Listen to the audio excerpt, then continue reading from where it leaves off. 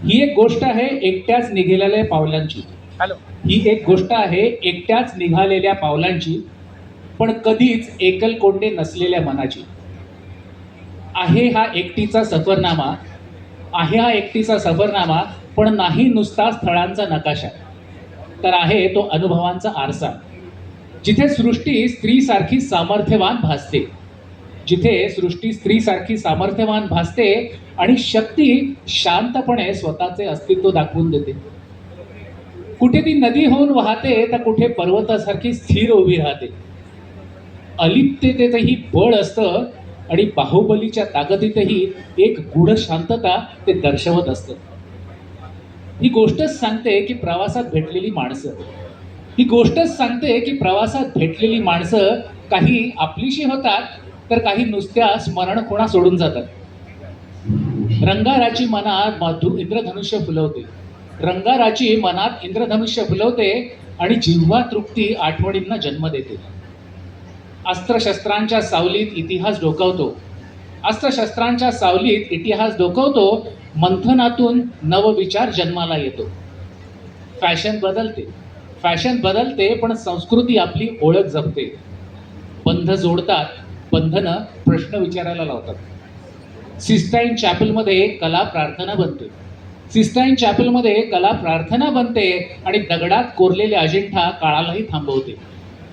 युगामागून युगे मानवी सर्जनशीलतेची धारा अखंड वाहते, युगामागून युगे मानवी सर्जनशीलतेची धारा अखंड वाहते. धारेच्या उलट मार्गे चालणारी राधा तिचा शोध घेते, राधा तिचा शोध घेते. Welcome doctor Radha Mangeshkar. एका वेगळ्या स्तरावरती आज आपण गप्पा मारणार आहोत. हे पुस्तक, या पुस्तकातील मी जेव्हा हातात घेतलं त्यावेळेला मला सगळ्यात जाणवलेली ही की पुस्तकातलं प्रत्येक प्रकरण अनुभव आणि त्या अनुभवाला संस्कृतीशी, इतिहासाची नाळ जोडते. अजिंठ्याला गेली 3 टप्प्यावरती, आयुष्याच्या 3 टप्प्यात काय फरक पडला, इतकं सुंदर वर्णन केलं. पण मग सगळ्यात महत्वाचा माझा पहिलाच प्रश्न आहे, त्या सोशल मीडियापासून अत्यंत दूर आहे, बरोबर ना? दूर नाही, मी नाहीच आहे. तुमचं फेसबुक नाही, तुमचं इंस्टाग्राम नाही, मग तुम्ही प्रवास कशाला करता? कारण आजकाल प्रवास म्हणजे इंस्टाग्रामेबल. अहो, गुगलवरती लोक विचारतात what is most Instagrammable places in Pune, मग तिथे जाऊन फोटो काढायचा. सो आपली प्रेरणा काय? नाही, ह्याचा म्हणजे इंस्टाग्राम आणि सोशल मीडियाचा याचा काहीच संबंध नाही. प्रवासाची सवय मला लहानपणापासूनच होती. कारण जी पहिली स्मरणशक्ती आली किंवा जे जे काही आठवलं ते मला हेच आठवतं की मी नुसता प्रवास करते माझ्या कुटुंबाबरोबर. दीदींचे तेव्हा परदेशात दौरे असायचे, त्यामुळे प्रवास. बाबांचे भारतात आणि जास्त करून महाराष्ट्रात दौरे असायचे, कार्यक्रम असायचे, त्यामुळे परत प्रवास. तर त्यामुळे मला ती प्रवासाची सवय लागली. आणि दुसरं मला असं वाटतं की थोडं अनुवंशिक देखील, कारण माझ्या घरात सगळ्यांनाच प्रवासाची खूप आवड. आणि मग जसजसं वय वाढत गेलं, तुमची मॅच्युरिटी वाढते, तुम्हाला जगाचे अनुभव येतात. आणि मला ते जाणवायला लागलं की प्रवास ह्याचं काय महत्त्व आहे आयुष्यामध्ये, आणि खास करून माझ्या व्यक्तिगत आयुष्यामध्ये. मग मला जाणवायला लागलं की सगळ्याच ठिकाणी सगळेच जाऊ नाही शकत, किंवा काही ठिकाणं अशी राहून जातात बघायची. तर मग आता नुसतंच कुटुंबाबरोबर नाही, आपण आपला प्रवास देखील केला पाहिजे. त्याच्यामुळे आणि त्याबरोबर सोलो ट्रॅव्हलिंग, कारण मी एकटीच आहे. I don't have a partner और अ फॅमिली ऑफ माय ओन. त्यामुळे ऑटोमॅटिकली सोलो ट्रॅव्हलिंग असते झालं, आणि अजूनही आहे. आणि असं तर ट्रॅव्हलिंग, माझं सोलो ट्रॅव्हलिंग सुरू झालं. माझा पुढचा मी त्याच्यावरच येणार होता की प्रवास हा एक भाग झाला, पण मग सोलो ट्रॅव्हलकडे कधी वळलात? आणि एक अजून आजकाल जी आहे की तुम्ही एका वलायकेत कुटुंबामधनं आहात, पण तेव्हा प्रवास करतानाची जी तुम्हाला प्रवास करायचं किंवा एखादं वेरूळ बघायला गेलं तर तिथे लोक वेरूळ बघू द्यायची तुम्हाला गर्दी दिली? कारण आजकाल कुठलाही सेलिब्रिटी आल्यानंतर त्याला वेडं करून सोडतात. नाही, मी इतकी लोकप्रिय नाही आहे. पण तुम्ही जेव्हा कुटुंबाबरोबर जात होतात त्यावेळेला? हा, कुटुंबाबरोबर ऑब्व्हियसली, म्हणजे आम्हाला पर्यटन स्थळ काय, साध्या रेस्टॉरंटमध्ये खाणं पण किंवा शॉपिंग करणं पण शक्य नव्हतं, स्पेशली दीदी जर बरोबर असतील. आमचं पन्हाळ्यामध्ये घर आहे. तर एकदा म्हणजे आम्ही एकदा पन्हाळ्यामध्ये राहत होतो माझ्या वडिलांबरोबर, पंडित हृदयनाथ मंगेशकर, आम्ही राहत होतो असेच. तर एक दिवशी सहज असंच बाबांना वाटलं की चला जरा घराबाहेर पडूया, आणि आम्ही पन्हाळा गावातच नुसते फिरत होतो आणि चालत होतो. बट नाही, लोकांनी आम्हाला नाही ते करून दिलं. म्हणजे इतकं हे असतं. आणि एक व्यक्ती तर असं भेटले की कालच आम्ही बिबट्या बघितला आणि आज तुम्हाला आम्ही भेटतो, हे आमचं नाही, असंही असेही अनुभव आहेत. तर आणि अर्थात सोलो ट्रॅव्हलिंगमध्ये मी जसं म्हणते की मी इतकी काही लोकप्रिय नाही आहे, मला कोणीही ओळखत नाही. त्यामुळे तो प्रश्नच येत नाही की मला बघून लोक गर्दी करतायत किंवा मला एक स्थळ शांतपणे बघून देत नाही. असं असं तर काय माझ्याबरोबर तरी घडलेलं नाही आहे.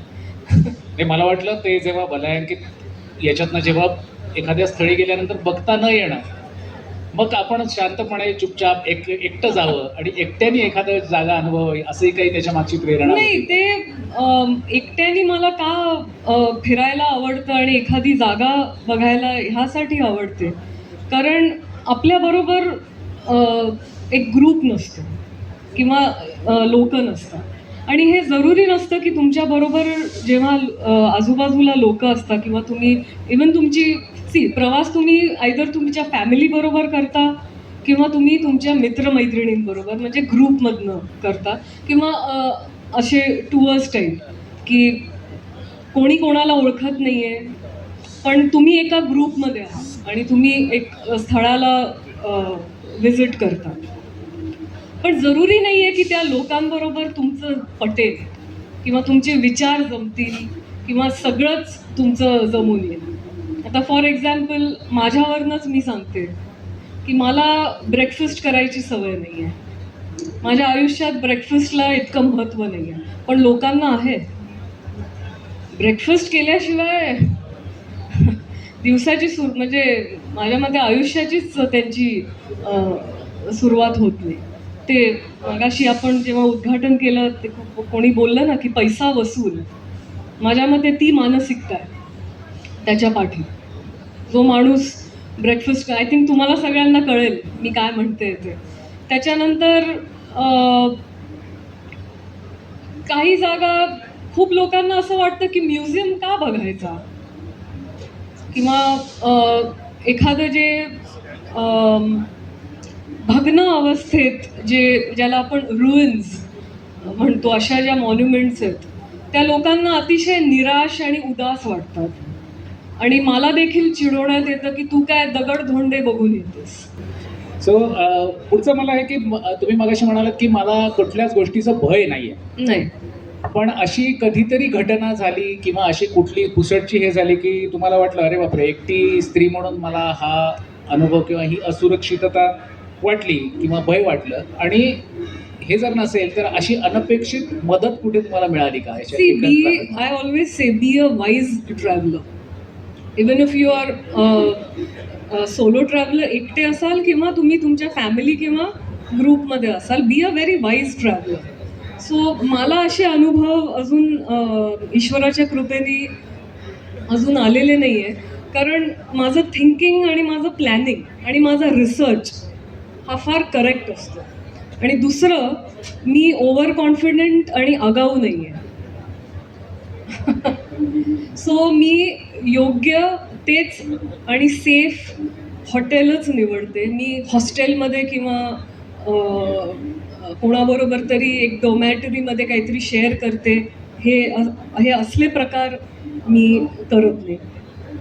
त्याच्यानंतर जिकडे मी जाणार आहे त्याची पूर्ण माहिती, म्हणजे नुसतं हिस्ट्री किंवा कल्चरली नाही, ही पण बाजू की ती जागा किती सेफ आहे ह्याचा पण पूर्ण अभ्यास कर.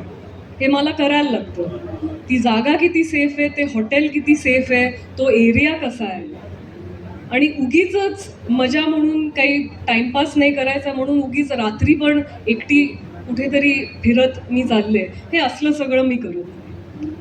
त्यामुळे असे कधी असे निष्कर्ष- काही असे अनुभव आलेले नाही आहेत मला. मग या सगळ्या निष्कर्षावरती म्हणजे सुरक्षितता आहे, सोशल सेफ्टी फार आहे, जरुरी असतं तर ते. याच्यामुळेच तुम्ही पहिला आपला देश भूतान निवडलात का त्याच्या मागे वेगळी काही अपेक्षा होती? नाही असं नाही, म्हणजे सुरक्षितता किंवा असं हे नाही, पण भूतान ह्यासाठी कारण एक तर जवळ आणि त्यावेळी मे बी माझा मूड होता की नुसता निसर्गच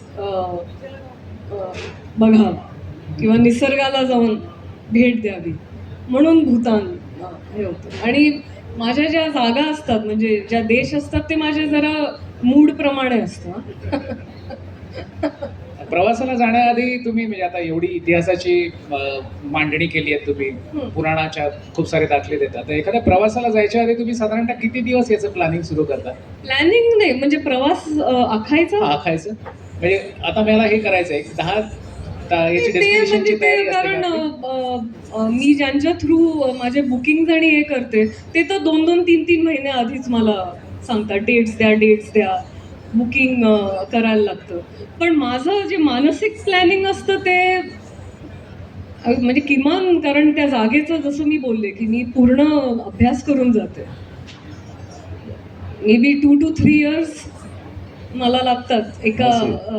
2 ते 3 एका वर्ष. कंट्रीला व्हिजिट करायला. म्हणजे मी 2 वर्षापूर्वीच ग्रीसला गेले. तर त्याचं जे प्लॅनिंग आणि त्याचा जो अभ्यास होता मला 3 वर्ष लागली.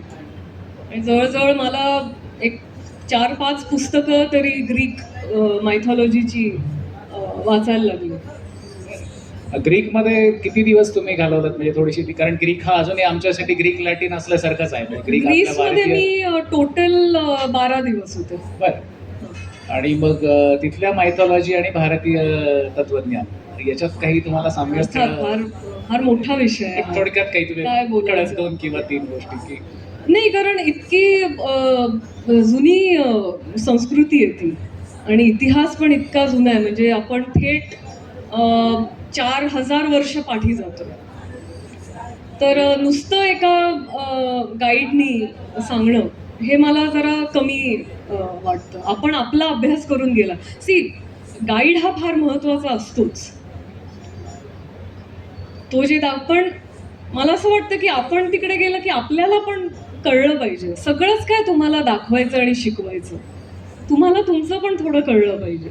आणि अर्थात मायथॉलॉजी फिलॉसॉफी हा माझाच विषय असल्यामुळे ग्रीक मायथॉलॉजी मला पूर्ण स्टडी करायला लागली, तरच तुम्हाला कळेल की ॲक्रोपोलिस काय आहे, टेम्पल काय आहे, ॲथेन्स म्हणजेच अथिना ही कोण होती, काय होतं, हे जे सगळं व्हीनस आहेत किंवा त्यांचे जे देवता जे आहेत हे तुम्हाला थोडं तरी माहीत असलं पाहिजे. अगदीच तिकडे जाऊन काहीच तुम्हाला माहीत, किंवा तुम्ही अर्थात तिकडे जाऊन तुम्ही नव्याने शिकू शकता, हे वेगळं आहे.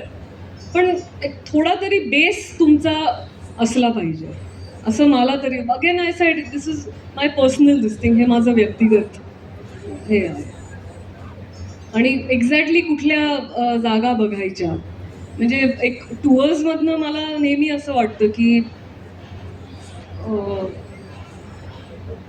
तुमचं ना नेहमी असं एक ठरलेलीच ठिकाणं आणि एक साचेबद्धच ठिकाणं असतात. कोणी ऑफबीट जात नाही किंवा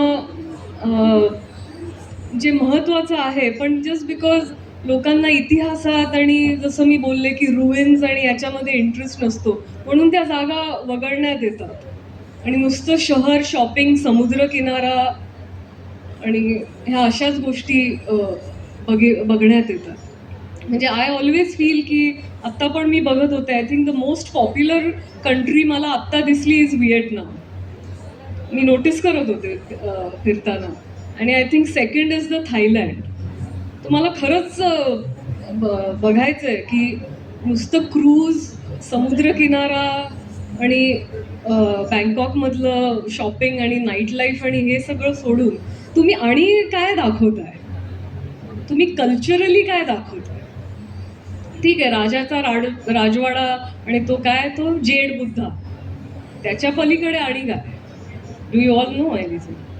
सो हे सगळं प्लीज तो हे व्यवसायाचा भाग असल्यामुळे ना जे नाही, विकतात मान्य तेच ना आपलं- मला. पण हो. कुठे ना कुठे एक पाऊल घेऊन आमच्यातली मंडळी आहेत हो. की नाही हे पण पहा तुम्ही, म्हणजे एक वेगळ्या नाही तऱ्हेने हे जाणारी पण हे हे तुमच्या करा. हातात आहे. हे तुम्ही ऍक्च्युली लोकांना तुम्ही एनकरेज केलं पाहिजे तर की तुम्ही हे पण बघा, ठरलेली ठिकाणच न बघता.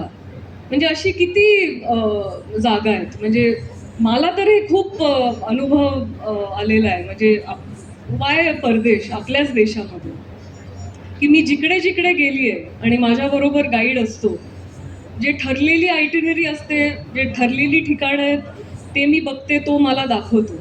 मग मी त्याला सांगते की मुझे ये देखना है, मुझे वो देखना है. तर तोही खुश होतो.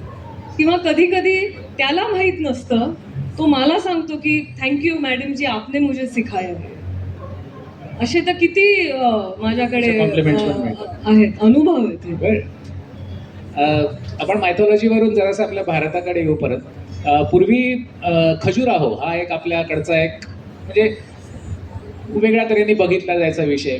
माझ्या लहानपणी वाचलं होतं. मी औरंगाबादमध्ये राहायचो. त्यावेळेला टाइम्समध्ये बातमी आली होती. एक एअर होस्टेसचा इंटरव्ह्यू आला होता त्याच्यामध्ये.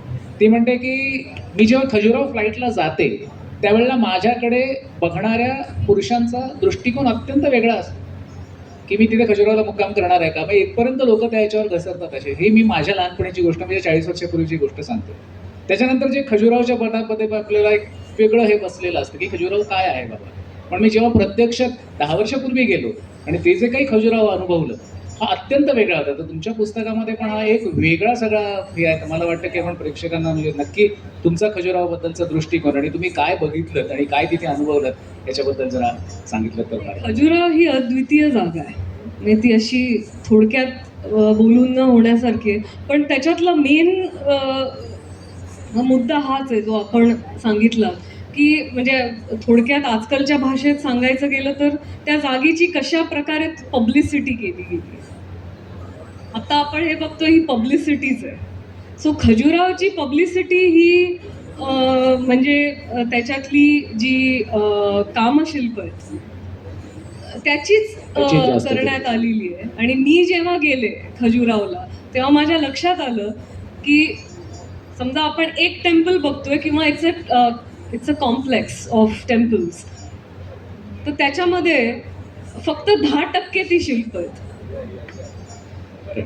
आणि 10%ची तुम्ही काय पब्लिसिटी केलेली आहे की जी तुम्हाला 100-200% वाटते. बाकीच्या उर्वरित 90%चं काय.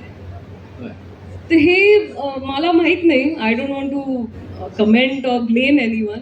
मला माहित नाही ही पब्लिसिटी का झाली. जसं मी माझ्या लहानपणापासून, तुम्ही तुमच्या इकडे आणि त्यांच्या लोक, म्हणजे वर्षानुवर्ष भारतात हीच पब्लिसिटी करण्यात आलेली आहे की खजुराहो म्हणजे हे फक्त प्रौढ लोकांसाठी आणि कामुक अशीच शिल्प. पण नाही, ही पब्लिसिटी अतिशय चुकीची आहे. आणि माझ्या मते ह्याच्यावर हा गैरसमज ट्रॅव्हलिंगचं आणि एक सगळ्यात मोठं हेच मला वाटतं की एखाद्या जागेबद्दल, एखाद्या समाजाबद्दल, लोकांबद्दल, सगळ्याच म्हणजे सगळं इन्क्लुडेड त्या प्रांताचं आपल्याला खूप गैरसमज असतात, खूप अफवा असतात. आपण खूप इकडून तिकडून ऐकलेलं आहे आणि आता व्हॉट्सॲपनी तर सगळं बिघडवूनच टाकलेलं आहे. तुम्ही जोपर्यंत तिकडे जात नाही आणि त्या जागेला भेट देत नाही आणि तुम्ही ते अनुभवत नाही, तोपर्यंत ह्या अफवा आणि हे गैरसमज दूर नाही होत. जसं खजुराहोचं झालं, किंवा मी जेव्हा बिहारला गेले, खरं सांगू मी घाबरले होते की बिहारला मी एकटी जाते. पण it was so normal, it was so normal. आणि इतके गरीब लोक आहेत ती. म्हणजे मी दोन्ही यांनी म्हणते, स्वभावानी पण आणि आर्थिक दृष्ट्याने देखील इतकी गरीब लोक आहेत ती. म्हणजे मी 10 दिवस होते बिहारमध्ये. माझा इतका चांगला अनुभव होता. भीती होती, गैरसमज होता, लोकांनी घाबरवलं होतं की बिहार म्हणजे किडनॅपच होणार आता तू, म्हणजे असंच, किंवा काय इट्स नॉट सेफ. तर अशा भरपूर जागा आहेत किंवा असे भरपूर लोक आहेत मला असं वाटतं. म्हणजे मी जेव्हा चायनाला गेले, कॉमन माणूस किती स्वीट आणि फ्रेंडली आहे. आपल्याला जे एक चायनीज लोकांबद्दल जे एक इमेज आहे ते अजिबात तसं नाही. तर हे पण एक फार महत्वाचं आहे की जेव्हा तुम्ही प्रवास करता तेव्हा अफवा आणि गैरसमज हे तुमचे दूर होतात. प्रत्यक्ष मैदानावर जाऊन पाहिल्यानंतर कळतं की काय गेम नक्कीच आहे. नक्कीच. खरोखरीच आहे. हो. काही पूर्वी पाकिस्तानामध्ये पण म्हणजे शेखर गुप्तासारखी मंडळी वगैरे ज्यांनी प्रवास करू शकले, ती पण त्यांनी त्यावेळेला मतं मांडली होती की त्यावेळेला पाकिस्तानमधली मंडळी पण नाही, आपल्याशी त्यावेळी अत्यंत काय फ्रेंडली होती. हल्ली पण आता हल्लीचा आता पण सॉरी मी इतकं फॉलो नाही करत पण काहीतरी आता एक क्रिकेटची टुर्नामेंट काहीतरी आत्ताच पाकिस्तानमध्ये झाली ना. म्हणजे वर्ल्ड कप आणि हा, संदर्भामध्ये काहीतरी होणार आपलं होतं. झालं होतं ते. तर त्याच्यात आपल्याकडनं जे लोक सेलिब्रिटीज गेले किंवा मीडिया मधनं जे गेले, आज पण त्यांचे अनुभव चांगले आहेत. बरं. अं, प्रवास झाला, प्रवासाच्या मागची प्रेरणा झाली. तुमच्या सगळ्यात आवडत्या शहराबद्दल, कारण तिथे तुमचे म्हणजे काय म्हणतात, ज्यांची तुम्ही अर्पण पत्रिकेमध्ये त्याचा उल्लेख केलेला आहे, असं एक गुरु अतिशय वंदनीय ऋषितुल्य व्यक्तिमत्व पण त्याच गावातले. तर तुमचं सगळ्यात आवडतं गाव कुठलं, का, आणि त्या गावापासून तुम्ही काय म्हणजे का आवडतं अशा दृष्टीने, की मला हाच वाटतं, आणि अशा दृष्टीने काही सांगाल का तरी? नाही असं एखादं गाव असं म्हणजे तुम्ही टॅगोरांबद्दल होय. बोलताय का? हां. नाही ते Tagore has changed my life. म्हणजे त्यांच्या साहित्याने आणि त्यांच्या तत्वज्ञानाने माझं आयुष्यच बदललं. पण हां, कलकत्ता मला खूप आवडतं. कारण मला असं वाटतं की कल्चरली खूप एनरिच्ड असं शहर आहे ते. आणि महानगर आहे म्हणजे मुंबईसारखंच कलकत्ता आहे. सोपं पण आहे कारण पब्लिक ट्रान्सपोर्ट खूप आहे तिकडे. फार सुंदर शहर आहे कल्चरली. आणि ब्रिटिश पण हे असल्यामुळे त्याच्यात असं छान त्याच्यात विविधता बघता येते. पण एखादं आवडतं शहर गाव म्हणाल तर अवघड आहे कारण अ, मला खूप सगळं आवडतं. म्हणजे भारतात कलकत्ता आहे. माझं स्वतःचं मुंबई. मुंबईला कोणी किती काही म्हणो, पण मुंबईसारखं शहर नाही. ह्या जगात कुठेही शहर नाही. त्याच्यानंतर परदेश आहेत. सगळ्यात आवडतं शहर लंडन आहे. त्याची तारीफ केली की लोक टीका करतात की तुम्ही ब्रिटिशांचा अ, गौरव करता, अशी टीकाही होते. त्याच्यानंतर न्यूयॉर्क आहे, ते फार आवडतं. अशी खूप गावं आणि अशी खूप शहरं आहेत जी खूप आवडतात. एखादं असं सांगणं अवघड. तुमच्या म्हणजे यांनी जे अर्पण पत्रिका आहे त्याच्यामध्ये रवींद्रनाथ टागोरांचं अत्यंत सुंदर 4 ओळी दिलेल्या आहेत. प्रवास म्हणजे काय, त्या मी तुम्हाला वाचून दाखवतो. तुम्हाला पाठ असतील तर तुम्ही तुमच्या तोंडून आम्हाला ऐकायला बरं पडेल. The human soul is on its journey. The human soul is the human soul is on its journey from loss to love, from discipline to liberation, from the moral plane to the spiritual. अशा 4 ओळी आहेत आणि त्याच्यावरती मग त्यांनी अर्पण पत्रिकेत म्हणतात, मी असाच एक प्रवास प्रयत्न करत आहे. आई बाबांचे आशीर्वाद, निसर्ग, संगीत आणि ईश्वर यांच्या साथीने. असा त्याच्यामधला एक वेगळा म्हणजे रवींद्रनाथ टागोरांचा एक वेगळा एक पैलू या पूर्ण एक तर शांती निकेतनबद्दल आम्हाला थोडंसं विस्तारपूर्वक सांगा ना, कारण मला आपण शांती निकेतनात गेलात कोणी? शांती निकेतन नाही गेलात तर नक्की ऐकण्यासारखं. शांती निकेतनमध्ये मी 3 दिवस होते राहायला. म्हणजे ॲक्च्युअल गावात शांती निकेतनमध्ये. अर्थात एक म्युझियम आहे तिकडे टॅगोरांचं, ज्याच्यात सगळं टॅगोरांचं म्हणजे इट्स अ म्युझियम फार छान ठेवलेला आहे तो. त्याच्यानंतर टॅगोरांचं घर, त्यांच्या वडिलांचं घर ते आहे. त्याच्यानंतर अर्थात शांतिनिकेतन शाळा आणि युनिव्हर्सिटी. म्हणजे तुम्हाला वेगवेगळी डिपार्टमेंट्स, क्लासेस हे पण बघता येतात. आणि अजूनही तिकडे 5वी का 7वी पर्यंत जे वर्ग आहेत ते अजूनही बाहेर बागेमध्ये झाडाखालीच भरण्यात येतात. तर ते कधीतरी तुम्हाला दिसू शकतं, कारण इट्स ह्यूज. शांतिनिकेतन 100 एकर परिसर येतो, त्याच्या फिरण्यातच इतका वेळ जातो. जसं मी बोलले की ज्यांना शिक्षणाची आणि ह्याची आवड आहे त्यांच्यासाठी पण ते फार उत्तम जागा आहे, कारण तुम्ही खूप वेगवेगळे डिपार्टमेंट्सला व्हिजिट करू शकता. जसं मी कलेचा जो जे चित्रकला आणि कलेचा जो फाईन आर्ट्स जे डिपार्टमेंट होतं त्याला मी व्हिजिट केलं. त्याच्यानंतर लिटरेचरमध्ये पण मी फक्त बंगाली त्या डिपार्टमेंटला मी व्हिजिट केलं. आणि जसं मी बोलले की टागोरांचं म्युझियम, टागोरांचं घर फार फार सुंदर तऱ्हेने ते ठेवलेलं आहे अजूनही.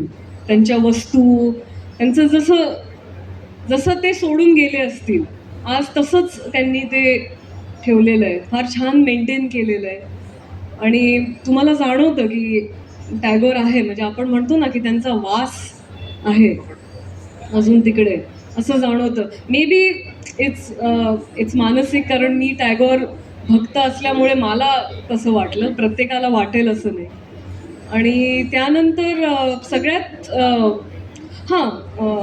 हे त्यांचं मार्केट, जे कला तिकडे निर्माण करण्यात येते तीच तिकडे विक्रीला पण देखील आहे. फार सुंदर शांतिनिकेतनची डिझाईन्स, आणि ही पण म्हणजे शॉपिंगसाठी पण ती फार सुंदर जागा आहे. पण मला ज्या जागेनी सगळ्यात आकर्षित केलं ते म्हणजे टॅगोरांची साधना हवेली म्हणतात, पण ती एक खोली आहे फक्त, आणि ती संपूर्ण काचेची आणि स्टेन ग्लासनी फार सुंदर कलर त्याच्यात करण्यात आलेलं आहे. तर टॅगोर जेव्हा मेडिटेशनसाठी आणि साधना करण्यासाठी फक्त त्या खोलीमध्ये जायचे, आणि तर त्याचे जे व्हायब्रेशन्स किंवा ती जी खोली आहे ती फार सुंदर आहे, फार बघण्यासारखी. आणि मला हे फार आवडलं की आजकाल आपल्याला जर सांगितलं, साधना तर शक्यच नाही आहे आपल्याला करणं, पण मेडिटेशन जे आपण करतो ते आपल्या घरातच करतो, आपल्याच बेडरूममध्ये, किंवा जर तुमचा टीचर असेल तर काय ती योगा मॅट टाकून हॉलमध्येच बसून आपण हे करतो. पण टॅगोरांनी त्याच्यासाठी एक स्वतंत्र खोली, एक स्वतंत्र हवेली, एक भवन निर्माण केलं होतं, आणि ते संपूर्ण काचेचं आणि आरपार म्हणजे काच असल्यामुळे पारदर्शक आहे. सो ते फार सुंदर आहे, ते बघण्यासारखं आहे ते. टागोर म्हणजे सधन कुटुंबातले असून सुद्धा अशा तऱ्हेचं अत्यंत नाही, वेगळं सधन हा फार लहान शब्द, बरं. त्याच्याही वरचे, म्हणजे आजच्या मला एवढं पैशाचं कळत नाही आणि गणितं कळत नाहीत, पण आज जर तुम्ही ती प्रॉपर्टी किंवा टॅगोरांचं जर घर बघितलं तो इट इज इन अब्ज, बरं. अब्जांमधली प्रॉपर्टी आहे ती. कारण मुळात शांतिनिकेतन जेव्हा सुरू झालं तेव्हा ती 7 एकर जमीन होती. 7 एकरची जमीन त्यावेळेची, आता तुम्ही किंमत, कारण तुमची गणितं आणि व्यवहारी डोकं तुमचं जास्त चांगलं असेल तर तुम्ही तो हिशोब करा. आज 7 एकराचं 100 एकर झालं. पण अर्थात ते आता गव्हर्नमेंट आणि ते सगळं झाल्यामुळे ठीक आहे. पण टॅगोरांचं जर घर तुम्ही बघा तर एक घर जे आहे ते फक्त त्यांचा हॉल आहे, जिकडे ते लोकांना भेटत होते किंवा त्यांच्या मीटिंग्स किंवा असं होत असतील. मग बाजूला एक दुसरं घर आहे, ते त्यांची पर्सनल घर आहे. त्याच्यानंतर बाजूला एक वेगळं घर आहे, ती फक्त त्यांची बेडरूम आहे. म्हणजे घरातच ह्या सगळ्या खोल्या किंवा हे एक घर नाही आहे. नाही, घराचं पण निर्माण बघा तुम्ही, ते कसं, ते तिकडे जाऊनच तुम्हाला बघायला लागेल. तर मला वाटतं आपल्या व्यावसायिकांनी जरूर नोंद घ्यावी, आणि कलकत्त्यामध्ये जेव्हा जाता तुम्ही त्यावेळेला एक दिवस शांतिनिकेतनला मी पण स्वतः केलेला आहे, पण त्याच्यामुळे खरोखरच एक वेगळा विचार तुम्हाला लोकांपर्यंत पोहोचवायला एक नवीन USP तुम्ही नक्कीच शांतिनिकेतनसाठी करू शकाल. अगदी म्हणजे हा एक वेगळा विचार आहे याच्यामध्ये. येस.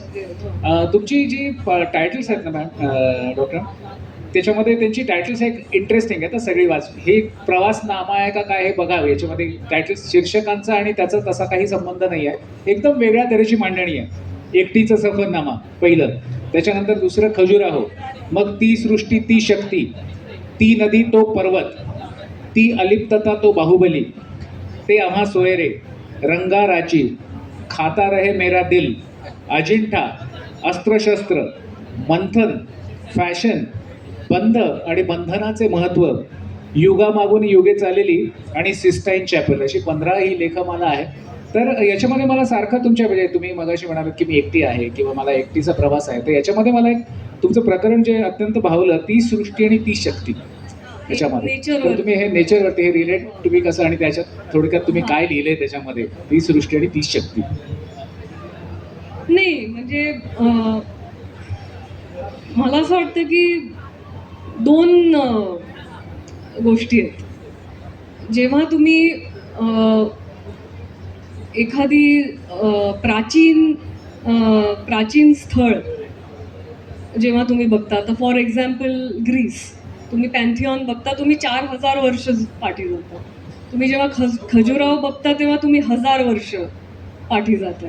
आणि काही तुम्ही गोष्टी बघता, तुम्ही 500 वर्ष पाठी जाता. कालखंड काही असो, मानव निर्मित आणि संस्कृती निर्मित ज्या जागा आहेत तिकडे गेलं की अर्थात त्याची जे त्याचं वैभव आहे ते आणि त्या काळातली आधुनिकता आणि मग हे सगळे प्रकार हे तुम्हाला दिसतातच की काय असतं. पण ते निघताना तुम्हाला ते एक जाणीव देतं की एक क्षणभंगूर आहे.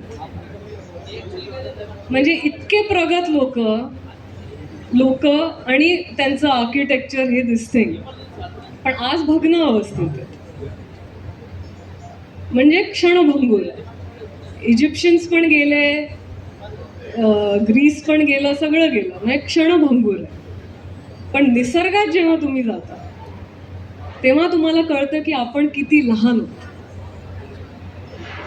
कितीही तुम्ही मॉडर्न व्हा, तुम्ही तुमचे ॲप्स काढा, AI काढा, तुम्हाला जे करायचे ते करा, पण निसर्गासमोर तुम्ही काही नाही. एक क्षणात ते नाहीसं करण्याची शक्ती. तर तो जो माणसाला जो एक अहम जो असतो तो सगळा निसर्गापुढे सगळा निघून जातो. आणि मला असं वाटतं की माणूस हा निसर्गासमोर नेहमी नम्र होतो आणि त्यांनी झालं पाहिजे. तुम्हाला व्यवहार किंवा हे जग हे नाही शिकवू शकत जे एक निसर्ग तुम्हाला शिकवू शकतो. मला तरी निसर्गामधनं हेच शिकायला मिळालं आणि हीच अनुभूती मिळाली आहे की निसर्गापुढे काहीच नाही, म्हणजे प्रगत संस्कृती देखील काही नाही. आता प्रवासातले वेगवेगळे प्रकार झाले. एक सगळ्यात महत्वाचा प्रकार म्हणजे आपण किती नाही म्हटलं तरी आपल्याला दिवसाला 2दा एकदा काय जे काही ते खाणं लागतं. हो. तर तुम्हाला किती खाण्याची आवड आहे आणि मग वजनावरनं पण दिसत असेल. हां. सो खाण्याची किती आवड आहे आणि विशेष प्रकारचं एखादं व्यंजन किंवा हा भाग मला आवडतो किंवा तिथे मला उत्तर भारत, दक्षिण भारत, तामिळनाडू असा काही तुमचा स्पेसिफिक चॉईस आहे का? मी फूडी आहे, जसं मी बोलले माझ्यावरनं तुम्हाला दिसतही असेल. आणि जसं मी टायटल दिलंय की खाता रहे मेरा दिल, मी खात असते. मी अजिबात ह्याच्यात पडत नाही की यांनी आता वजन वाढेल, एवढ्या कॅलरीज झाल्या, आता जिममध्ये जाऊन पळूया, अजिबात नाही. मला असं वाटतं एक आयुष्य आहे, एकच आयुष्य आहे, छान खा प्या, छान राहा. तर मी फिट स्वतःला फक्त एकाच गोष्टीसाठी ठेवते, ते पण ट्रॅव्हलसाठीच. आता हे लोकांना आश्चर्य वाटतं आणि हसतात लोक माझ्यावरती. तर ट्रॅव्हलसाठी मी स्वतःला का फिट ठेवते, कारण चालायला लागतो खूप, चढायला लागतो खूप, तर त्याच्यासाठी फिट राहणं आवश्यक आहे. मी तेवढ्यापुरती स्वतःला फिट ठेवते. बाकी एका विशिष्ट कपड्यांमध्ये फिट होण्यासाठी किंवा एका प्रकारचं दिसण्यासाठी मी फिटनेस ठेवत नाही. मी भरपूर खाते आणि आय एम व्हेरी एक्सपेरिमेंटल. मी माझ्याच खाद्य संस्कृतीत अडकलेली नाही आहे. मला परदेशात जाऊन त्यांचं जेवण जेवायला आवडतं. आणि मी जेव्हा भारत सोडते आणि जेव्हा मी परत येते, मग ते कितीही दिवस असो, अगदी 1-1.5 महिना देखील असो, मी परत भारतात येऊनच भारतीय जेवण जेवते. मला एकदाही तिकडे काही माझा वरण भात आणि काय म्हणतात सेवपुरी आणि भेलपुरी मला नाही आठवत. आणि जरी आठवली तरी माझ्यात तेवढा तो पेशन्स आहे की काही दिवसच आहेत, परत जायचंय आणि परत इकडेच राहायचंय, इकडेच मरायचंय, हेच खाऊनच जायचंय. तर थोडे दिवस जरा लांब राहिलात या जेवणापासून तर असं तुमचं काय होणार आहे. आणि एक्सपेरिमेंट करावं, कारण संस्कृती ही नुसतंच स्थापत्यकला आणि कलेतनंच नाही आहे, तर खाद्य संस्कृती देखील आहे.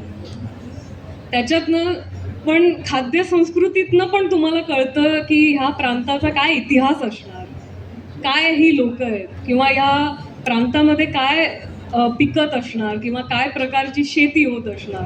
मग कसं माणूस डेव्हलप होत गेलाय, उत्क्रांत होत गेलाय. नुसतंच टेक्नॉलॉजी आणि शरीरानेच माणूस उत्क्रांत नाही झालाय, ह्याच्यातनं पण उत्क्रांती आहे. तर खाद्य संस्कृती तेवढीच इम्पॉर्टंट आहे. त्याच्यासाठी नुसतं फोटो बघून किंवा माहिती मिळवून नाही, परत तेच आहे की तुम्हाला ते टेस्ट केलं पाहिजे. याच्या संदर्भात आम्हाला एका लखनौला गेलो होतो आम्ही, तर लखनौचा चहावाला रिक्षावाला होता. त्याने आम्हाला सकाळी 6 वाजता पिकअप केलं आणि म्हटलं चलो होटल ले चलो. नहीं मैंने पहले चाय तो पी लो. चाय साहब ऐसा है कि कोई भी शहर में आप जाओ, आप तो बहुत ज़्यादा घूमते हो, कहीं भी शहर में आप जाओ, पहले चाय की चुस्की लो, आपके शहर का अंदाजा आ जाएगा कि शहर की तबीयत कैसी. तर तसा तुमचा म्हणजे याच्यावरतीच आपण हो. चहाचा एक गुण आणि त्या शहराचा नाही, अनुभव. प्रत्येक, कारण टेस्ट प्रत्येक प्रांतात बदलते ना. मग जसं मी लखनौचं बोललो, हाच मला अनुभव भोपाळमध्ये आला होता. तो जो माझा गाईड होता, त्यांनी मला इतका आग्रह केला की चाय पिओ, चाय पिओ. आणि खरंच ती वेगळं होतं. आणि जेव्हा मी आसामला गेले, तो जो आसामी चहा होता तो वेगळा होता. त्याच्यानंतर ओडिशाला मी जेव्हा गेले, तर तो तर एकदम वेगळाच चहा होता.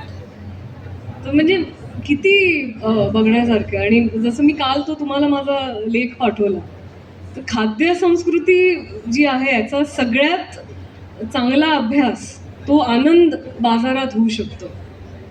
जगन्नाथपुरी जर आपण कधी गेलात, जगन्नाथपुरी, जगन्नाथाचं दर्शन घ्या, जरूर घ्या. पण प्लीज डू विजिट द आनंद बाजार. मंदिराला लागूनच आहे तो, जो जगन्नाथाला भोग बनतो. म्हणजे जे काय म्हणता तुम्ही, छप्पन भोग नाही मराठीत काय म्हणतो आपण, प्रसाद, नैवेद्य जो देवाला दाखवला जातो, तो आनंद बाजारामध्ये त्याची विक्री होते. एक फरक आहे इकडे. आपण कुठेही महाराष्ट्रात पण आणि नॉर्थमध्ये पण आपण जर कुठल्याही देवस्थळांना गेलो की लंगर असतो किंवा आपल्याकडे प्रसाद म्हणतात, हा फ्री असतो. पण आनंद बाजारात त्याची विक्री आहे, तुम्हाला पैसे द्यायला लागतील त्याचे. आणि इट्स नॉट अ प्रिपेअर्ड पंगत किंवा थाळी, असेच वेगवेगळे स्टॉल्स असतात आणि तुम्ही ते विकत घ्यायचं असतं.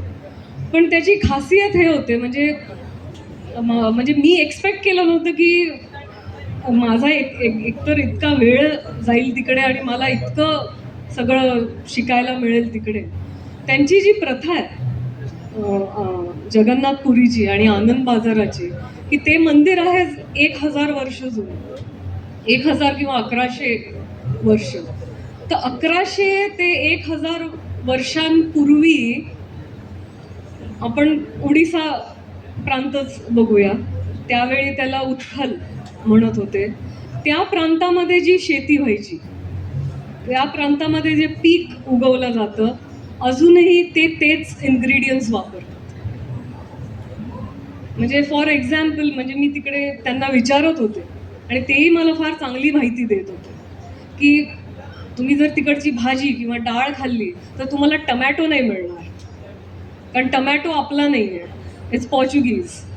हे मलाही माहीत होतं, पण मला माहीत नव्हतं की हे इतके कडक आहेत अजून, की ते बटाटा वापरत नाहीत, ते हिरवी मिरची वापरत नाहीत. असे किती पदार्थ आणि इन्ग्रेडियंट्स आहेत की जे आजही जगन्नाथपुरीत वापरण्यात येत नाहीत, कारण त्यांचं मूळ भारतीय नाही. वा. एक वेगळा विजन बघा ना. म्हणजे खरोखरीच वेगळ्याच स्तरावरती गेलाय. मला वाटतं खाण्यावरती थांबण्याची वेळ झालेली आहे, कारण जेवणाची आपल्या सगळ्यांची वेळ झालेली आहे. सो तुम्ही इथे आलात आमच्या मंचावरती, एक वेगळ्या तऱ्हेचा प्रवास, आपला अनुभव मांडलात. हा आरसा आहे. पुस्तक नक्की वाचा, नवीन एडिशन येईल त्याच्यात नवीन काही असतील तर नक्की वाचा. आणि प्रवासासाठी जाण्यासाठी एक वेगळी विजन डॉक्टर राधा मंगेशकर देत आहेत. आणि जगा, एकच आयुष्य आहे, मजा करा, भरपूर खा, भरपूर प्या, भरपूर व्यायाम करा, भरपूर फिरा, स्वतःला फिट ठेवा, कारण शेवटी प्रवास हा आपला अनंतापर्यंत चालू असणार आहे. धन्यवाद मॅडम, आपण थँक्यू इथे सो आलात. Much. Thank you so much. The pleasure is all mine. Thank you. Thank you. Thank you. So हा कार्यक्रम इथे संपल्याचं जाहीर करतो. आपण इकडे थांबलात, धन्यवाद. लवकरच परत भेटू पुढच्या कार्यक्रमामध्ये याच मंचावरती. तोपर्यंत मी सारंग भिडे आपला निरोप घेतो.